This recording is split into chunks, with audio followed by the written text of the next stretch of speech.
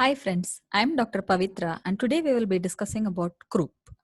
This is both a practical discussion as well as this will enable you to write a theory exam if such a question is asked. If you like the content of my channel, please subscribe and share it among your friends so that they can also learn from this. Going to the topic proper. When such a question is asked, always start about what it is, or if a definition is available, use the definition. As far as croup is concerned, there is no specific definition. It is an acute infectious process of upper airway, and it is characterized by brassy cough or hoarseness of voice, stridor during inspiration, plus or minus respiratory distress. Remember, stridor means there is an obstruction in the upper airway. And croup is generally acute and it is infectious. This is the basic anatomy of our larynx. So this is characterized by a supraglottic area, a glottic area, and a infraglottic area. So what is glottic, supraglottic, and infraglottic? So this is the vocal cords. Above the vocal cords, you call a supraglottis. It is composed of epiglottis, the airy epiglottic fold, and the arytenoid cartilage, which will be somewhere around here. If there is an inflammation or infection there, you call it as supraglottitis. So acute epiglottitis is a supraglottitis. Vocal cord is called as glottis, and structures below it like the cricoid cartilage, your trachea, all of them are infraglottis. So if there is an inflammation here secondary to infection, that is when you call it as a croup. So it can be laryngotracheitis, laryngotracheobronchitis, or laryngotracheobronchopneumonitis, depending on the extent of involvement, whether just vocal cords and cricoid cartilage, or vocal cords, cricoid cartilage and trachea, or along with bronchus. But generally, when somebody says croup, they just mean laryngotracheitis. Okay. So which group of children does this affect? This generally affects age group from 3 months to 5 years with a peak at 2 years of age. Males are affected more commonly and 15% have a significant family history. There can be recurrence and it is okay because most of the children overgrow it. What is the causative agent? We saw that this was an infectious process. What infection? It can be virus, it can be bacteria, but most commonly it is virus. And among viruses, it is parainfluenza type 1 and 2 and 3. These are responsible for 75% of cases. Apart from that, other viruses which cause upper respiratory infections can also cause croup. Those are influenza A and B, adenovirus, respiratory syncytial virus, and measles. Measles and influenza are known to cause severe croup. How do you classify croup? We discussed this during our discussion of basic anatomy, depending upon whether just vocal cords and trachea, or with bronchus. See, laryngotracheobronchitis, it means it is a severe form and usually there is risk of secondary bacterial infection. These children will worsen after 5 to 7 days of onset of illness. What happens in croup and what is the pathophysiology behind it? Eye infection happens in the upper airway. Due to infection, what will happen? There will definitely be defense mechanisms activation. So these defense mechanisms will cause an inflammation. So there will be edema, there will be swelling, there will be redness. Isn't it so? But so what? The reason here the child is having all the manifestations are because there is narrowing of the already narrow airway. A child normally has a small radius in the airway. And if that radius is reduced further due to edema, then there is very much increase in resistance because resistance is inversely proportional to the fourth power of radius. So even a small reduction in radius will cause very much increase in resistance to airflow. Second, the cricoid cartilage is the narrowest part in young children. And it is a complete ring compared to tracheal rings which are incomplete in the back. So if it is a complete ring, there is no place for the airway to expand further if there is any need. Due to these two reasons, even small amount of edema and erythema will significantly narrow the airway, causing obstruction to airflow. So because of this obstruction to airflow, what are the clinical features? So initially it starts as upper respiratory infection. The symptoms will be very similar. Some fever, some runny nose, some cough, some redness of throat. But after 1 to 3 days, this child will characteristically worsen at night and can have a hoarse voice due to what? Vocal cords. Vocal cords are swollen, so there is hoarseness of voice. There is brassy cough. Again, there is airway edema. So there will definitely be brassy cough, and upper airway narrowing or obstruction will cause stridor, and it will be an inspiratory stridor. Okay. So these are the signs of upper airway obstruction. They can recur on subsequent days, but it will be with decreased intensity compared to day 1. And any agitation or crying will worsen the stridor and worsen the hoarseness of voice because edema increases. What are the things you are going to look for? See, the parents will be more distressed hearing the stridorous noise and hearing the hoarse voice. And child might be calm. When you see a child who's slightly calm with mild stridor, but parents being distressed, keep croup at the back of your mind when you're examining. So what are the things you should look for specifically apart from what was discussed earlier? You should look for signs of progressive upper airway obstruction. Progressive upper airway obstruction. What are the signs that you should be looking for?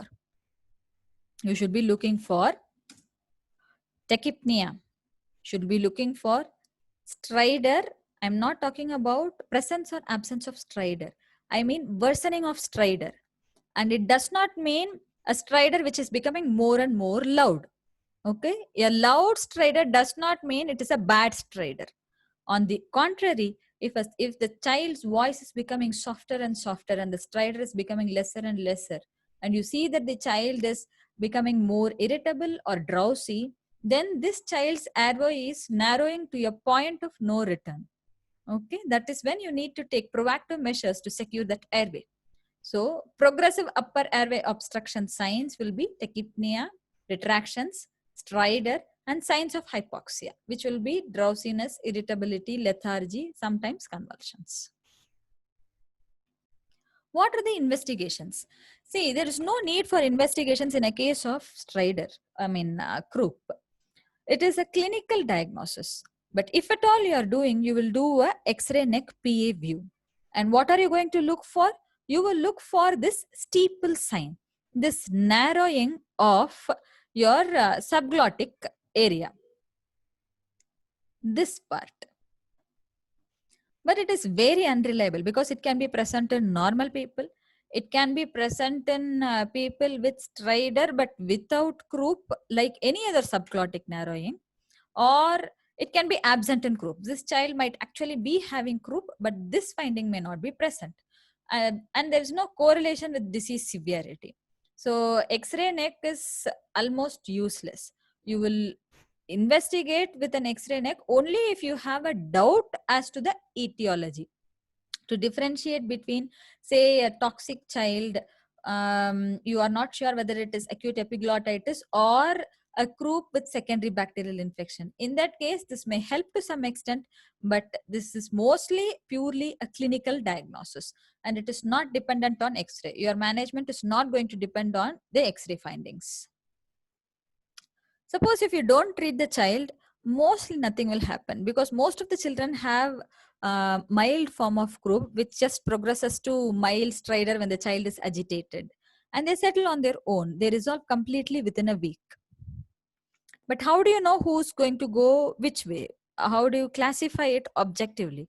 Objective classification can be done by one of the scoring systems like Wesley scoring systems. It has got 5 factors in it. One is level of consciousness, cyanosis, air entry, retractions, and stridor. I'm going in the reverse way to make it as a mnemonic. Remember it as L CARS.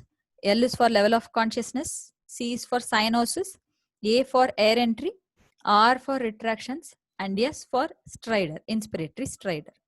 Okay. So it is difficult to remember this whole table, I can understand, but at least know that there is a scoring system so that you can search for it and apply whenever you see a child. Your interpretation should be as follows. The total score for Wesley scoring is 17. Less than or equal to 2 is mild, 3 to 5 is moderate, 6 to 11 is severe, and anything more than 12 is impending respiratory failure. Why is this necessary? This is necessary for you to classify the severity, and so your management will differ between the severity scorings. There are other scoring systems like Downey's and Raffaelli-Krupp scores and Taussig-Krupp score. How do you manage? The bottom line of management of Krupp is airway management and hypoxia management. Airway management depends on severity. Hypoxia management is by oxygen. There is no role for cold mist. It does not help in any way. Airway, important to secure the airway in a life-threatening group who you feel is becoming very hypoxic, and suspect in any child who's presenting like a measles or who's presenting during an influenza A epidemic, because these children can go on to have severe croup requiring intubation. And during intubation, the main thing you need to remember is this child's airway is narrower than what is expected for that age. So you should choose a ET tube also which is smaller than what is expected for that age. How do you manage a mild group? The mainstay of treatment is steroid. So how does a steroid act? It acts by decreasing the edema. How does it decrease? Because it is an anti-inflammatory agent. Which steroid to give? Dexamethasone is the drug of choice. An alternative can be nebulized budesonide if dexamethasone is not available. How do you give dexamethasone? Oral route is preferred. Oral and IM both are equally effective, but oral is better. And how much can you give? You can give anywhere from 0.15 to 0.6 mg per kg. Throughout this dose range, the effect is equal. A single dose of dexamethasone is more than enough, and you will observe the child for 4 hours. The onset of action is 30 minutes and duration is 24 to 72 hours. This is the reason a single dose is more than enough. Because a single dose of dexamethasone, if it's going to act for say 72 hours, that is the usual duration of course of illness in a group. And it is going to settle by the time the dexamethasone's action is going to go off. How do you manage a moderate or severe group? You should first make the child comfortable, minimize agitation, because any sort of agitation, crying will worsen the narrowing of airway. And you should give epinephrine or adrenaline nebulization apart from steroids. Oxygen may be required in severe group. How does the adrenaline nebulization act? It acts through beta receptor, causing arteriolar constriction. There is capillary leak, isn't it? So there is arteriolar leak, increased capillary permeability. That is the reason for edema in any inflammation. If you constrict that, then there is not going to be any more fluid leak, and whatever fluid is there will get reabsorbed from the interstitial space. So the edema decreases ultimately. How much will you give? You will give 0.5 ml per kg of undiluted adrenaline solution, maximum 5 ml. If the volume is going to be very less, if in a smaller child, you can dilute it with 2 ml of normal saline. And you will give it through nebulization. Please, please, please, you should give it through nebulization. We don't want pharmacologic errors happening by giving adrenaline through IV. How long will you give? Usually a single dose, most of the children will settle. If not, you may repeat.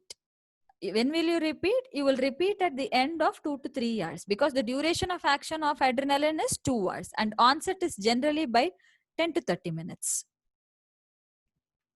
When do you discharge a child? You can discharge if the child is comfortable at rest. There is no stridor, no tachypnea. Stridor can be there when the child is crying or agitated. That is fine. But if the child is stridorous at rest, then you need to keep the child under your hospital care. So you call this no stridor at rest as a criteria if 3 hours has passed since your last epinephrine or 30 minutes has passed since your steroid dose. Then you call it as a discharge criteria. Otherwise, no, because you need to wait till this time for the onset of action to happen. There is normal air entry, there is normal pulse oximetry, normal consciousness, child is tolerating orally, and child is non-toxic.